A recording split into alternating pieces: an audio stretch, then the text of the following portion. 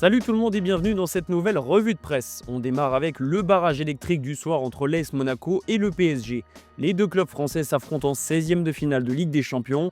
Un Everest se présente face au club du Rocher qui a repris confiance après sa victoire face à Nantes le week-end dernier. En face, c'est un PSG légèrement fragilisé par la défaite à Rennes et les petites polémiques internes, mais ça reste le champion d'Europe en titre. Ousmane Dembélé a été l'artisan de ce sacre la saison dernière, mais également des polémiques de la semaine dernière. Sa déclaration après le match à Rennes a fait beaucoup de bruit. D'ailleurs, Luis Enrique l'a immédiatement rappelé à l'ordre.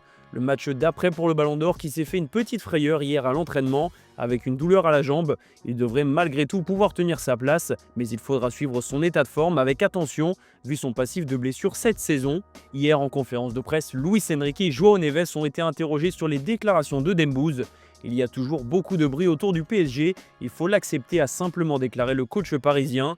Le milieu portugais a été plus long, l'équipe n'aime pas perdre des matchs mais ça arrive dans le football. On essaye d'avoir des victoires, on a hâte du prochain match, on est capable de savoir où on peut s'améliorer. On va jouer collectivement, presser sans ballon et essayer d'avoir le ballon. C'est comme ça le PSG, on va tout faire pour avoir la victoire mardi. Du côté de l'Olympique de Marseille, les polémiques s'enchaînent et c'est de plus en plus difficile d'y voir de l'espoir.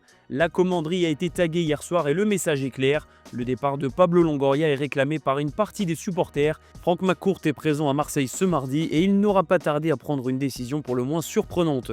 Mehdi Benacer reste finalement jusqu'à la fin de saison sur demande du propriétaire.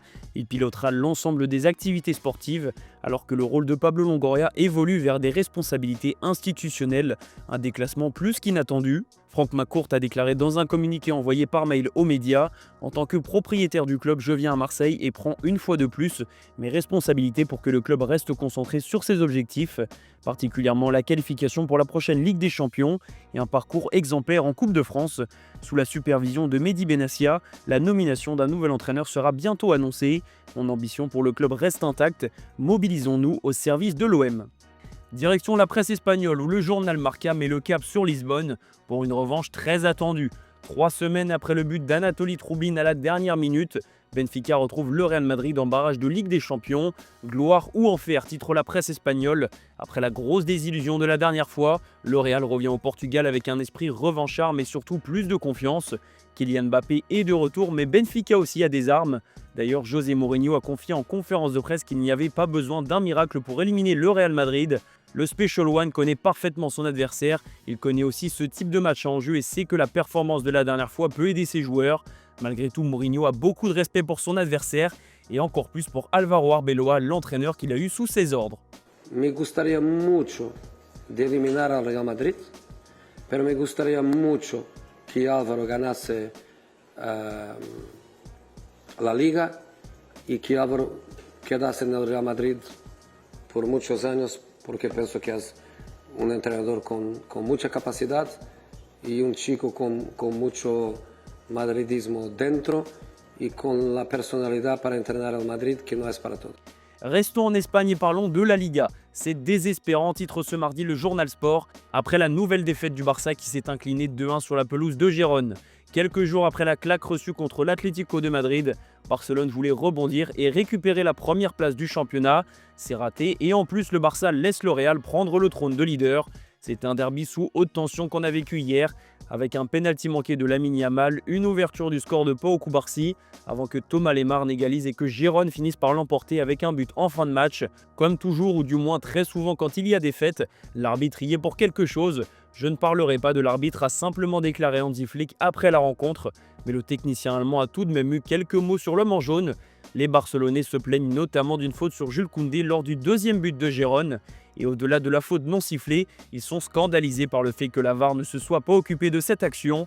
Le comité technique arbitral a d'ailleurs reconnu qu'une faute aurait dû être sifflée sur Koundé. Joan Garcia lui aussi s'est plaint de l'arbitre, mais il n'a pas non plus épargné sa défense beaucoup trop fébrile, alors que lui a multiplié les arrêts. On concède trop d'occasions, on encaisse des buts trop facilement. Mais nombreux arrêts ne sont pas bon signe. Ce n'est pas réjouissant si je dois faire autant d'arrêts dans un match, a déclaré le gardien espagnol. Quoi qu'il en soit, le Barça n'a pas fait le job. au contraire du très surprenant Thomas Lemar qu'on voit en une du Mundo Deportivo.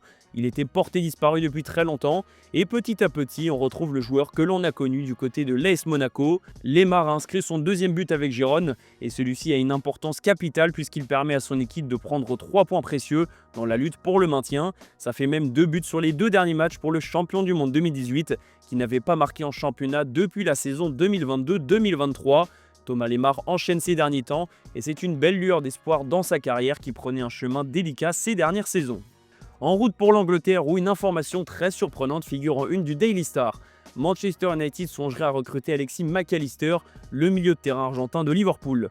Alors sur le papier, rien d'étonnant, seulement les Red Devils qui veulent sortir le chéquier et signer un milieu réputé de Premier League. Mais la grosse surprise dans ce dossier, c'est qu'aucun transfert n'a eu lieu entre Manchester United et Liverpool depuis 1964. Phil Chisnall est donc le dernier joueur, mais aussi le deuxième seulement, à être passé d'un club à l'autre. Un phénomène qui date de plusieurs décennies et pourrait donc se briser avec Alexis Mac Allister. Les deux clubs entretiennent une rivalité tellement intense qu'aucun transfert n'a été envisagé récemment. Et même si c'est évoqué pour l'international argentin, on n'en est qu'au stade de la rumeur pour le moment. On verra si Manchester United et Liverpool changent d'avis lors du prochain mercato. Partons en Italie pour finir cette revue de presse. Seulement des choses turques écrit aujourd'hui le Corriere dello Sport. Il faut dire que le quotidien de la Juventus a été très occupé ces derniers jours avec la polémique arbitrale lors du match du week-end dernier contre l'Inter Milan. Cette fois, la presse italienne veut que Luciano Spalletti soit focalisé à 100% sur le barrage aller de la vieille dame qui joue un match très compliqué en fin d'après-midi sur la pelouse de Galatasaray. Une rencontre spéciale notamment pour Kenan Yildiz qui va affronter le club phare de son pays. Si la Juventus veut réaliser une grosse prestation, il faudra très sûrement un grand Kenan Yildiz, le meilleur joueur du club turinois cette saison. Et un autre club italien sera en déplacement aujourd'hui, c'est l'Atalanta Bergame. Match au sommet sur la pelouse du Borussia Dortmund, en forme en championnat et habitué des phases finales de Ligue des Champions. L'Atalanta arrive avec un statut d'outsider, mais elle a montré à plusieurs reprises cette année qu'elle avait des ressources, malgré un début de saison compliqué. L'arrivée de Raffaele Pagliadino a donné un nouvel élan au club italien, qui tentera de ramener un résultat de son déplacement dans la Ruhr. Et du côté de la Bavière, c'est Harry Kane qui fait parler. L'attaquant anglais peut rester tranquille, il n'y a pas de barrage de Ligue des Champions à jouer, mais son avenir est de retour au cœur des débats. Les grands clubs étaient forcément au courant. Harry Kane avait une clause activable de 65 millions d'euros, mais celle-ci n'était valable que pour le mercato hivernal. D'ailleurs, c'est Tottenham qui avait la priorité. Finalement, personne ne l'a activé, ce qui a permis au Bayern de conserver son serial buteur et surtout d'entamer des discussions pour prolonger son contrat qui court jusqu'en 2027. Harry est une véritable aubaine pour nous, étant donné que sa clause libératoire pour l'été 2026 a désormais expiré et que son contrat court maintenant jusqu'à l'été 2027. Nous ne sommes actuellement sous aucune pression, a confié Uli Hoeneß. Le Bayern veut donc prolonger son numéro 9 et Kane aimerait que la question de son avenir soit réglée avant la prochaine Coupe du Monde. Vu comment se passe son aventure au Bayern de Munich, il paraît difficile de l'imaginer signer ailleurs. Voilà les amis, c'est la fin de cette revue de presse. Merci de l'avoir suivi et on se retrouve comme toujours en fin d'après-midi pour le JT Foot Mercato.